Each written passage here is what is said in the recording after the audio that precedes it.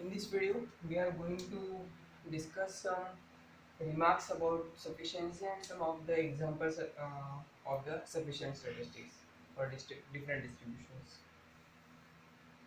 In last video, we completed the definition 1 and definition 2 of the sufficient statistic, how to find the sufficient statistic, okay? And a single examples about Bernoulli distribution. We find the sufficient statistic for Bernoulli distribution. Which is it? Anyway, it's the summation xi is sufficient for parameter p or Bernoulli distribution. See some remarks about sufficiency. First, definition 1 is not a constructive definition, guess and check method, and it's a time consuming.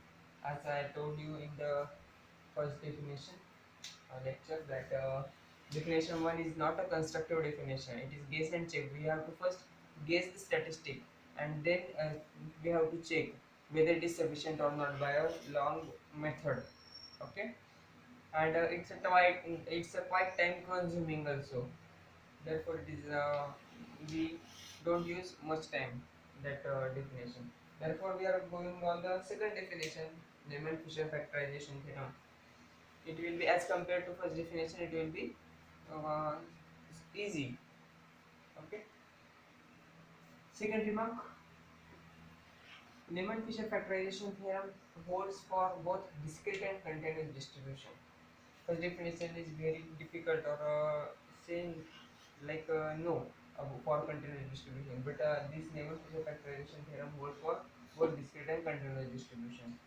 See, third, if very important, third and very important, if t is sufficient for theta, then any 1 to 1 any 1 to 1 function of t is also sufficient for that distribution, for theta or for function of that theta or that distribution, okay? If t is sufficient for theta, then any 1 to 1 function is also sufficient for theta. But any 1 to 1 function for which? Any 1 to 1 function of t or that statistic, okay? Now third, jointly sufficient statistic. If theta is expressed as a vector of the parameters, theta 1, theta 2, theta 3 up to theta n, and t is multiple random variable, then we say that t is jointly sufficient for theta, okay? If theta is expressed as a vector of parameters, that theta 1, theta 2, theta 3 up to theta n, okay, in this way, then we can say that it is a jointly sufficient for theta. In short, it is for the multi-parameters, okay? See, given the examples for jointly sufficient statistic, that for normal distribution there are two parameters, mu and sigma square, mu and sigma. For then summation xi and summation xi square are jointly sufficient for that distribution. Keep note that it is not 1 to 1. It is not that summation xi for mu and summation xi square for sigma square. It is totally wrong. They are jointly sufficient for that distribution, okay? Similar way, for gamma distribution, summation xi and product of xi are jointly sufficient statistic for the gamma distribution, okay? And similarly, uniform theta minus half, theta plus half, x of order 1 and x of order n are jointly sufficient statistic for the uniform distribution, okay? This is way, but keep in mind that they are not 1 to 1, okay? X of order 1 for theta minus half, x of order n for theta plus half. This is not the way. They are jointly sufficient, okay? Here we can say in the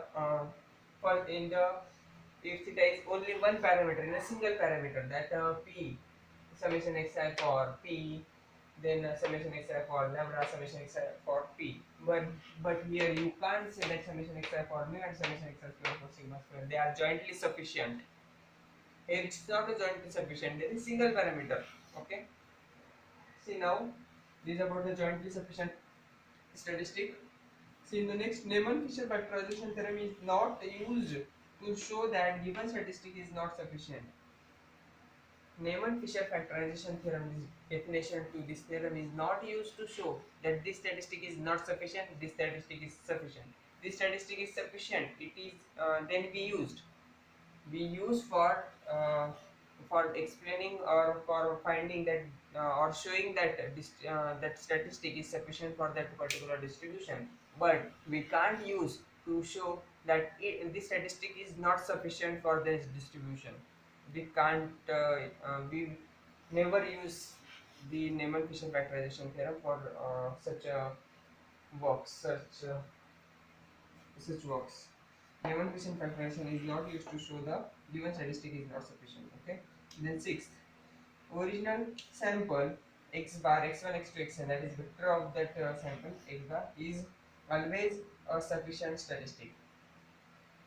Obviously, original sample is always sufficient for getting an estimator.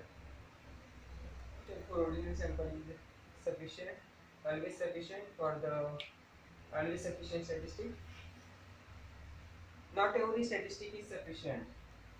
Important tip. Not every statistic is sufficient. I give any statistic and I say that it is sufficient, every statistic is sufficient. No, not every statistic is sufficient. Okay.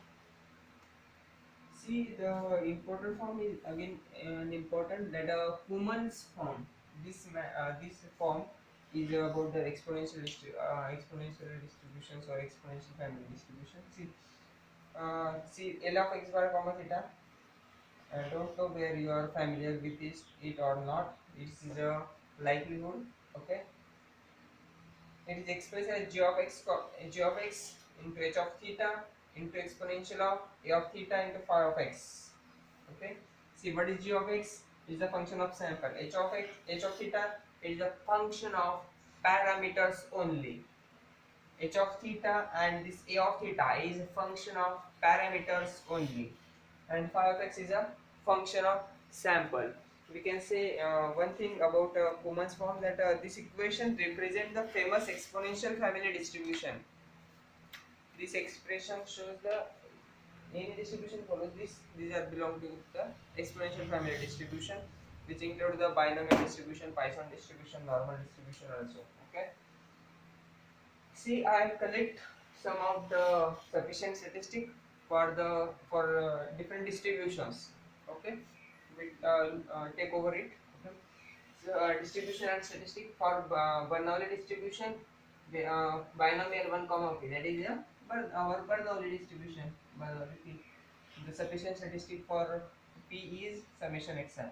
For Poisson lambda, sufficient statistic is summation xi.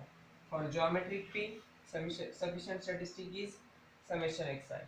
For uniform 0 comma theta, it is x of order n, and for uniform minus theta comma 0, x of order 1.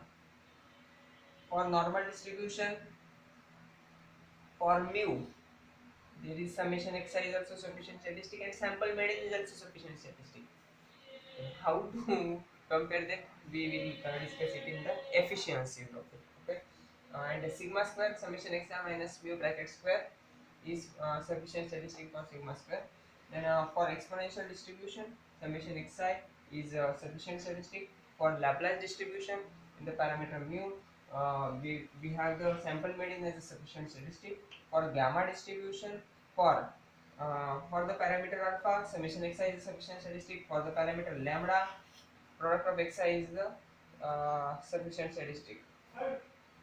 For shifted exponential distribution, e raised to minus x minus theta, x of order 1 is the sufficient statistic.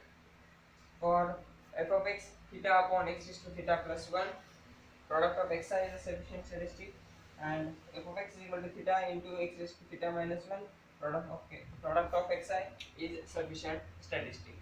Okay, these are some of the sufficient statistics for different distributions, and already discussed about the generally sufficient statistics. Okay, this is about the sufficiency. Okay, thank you.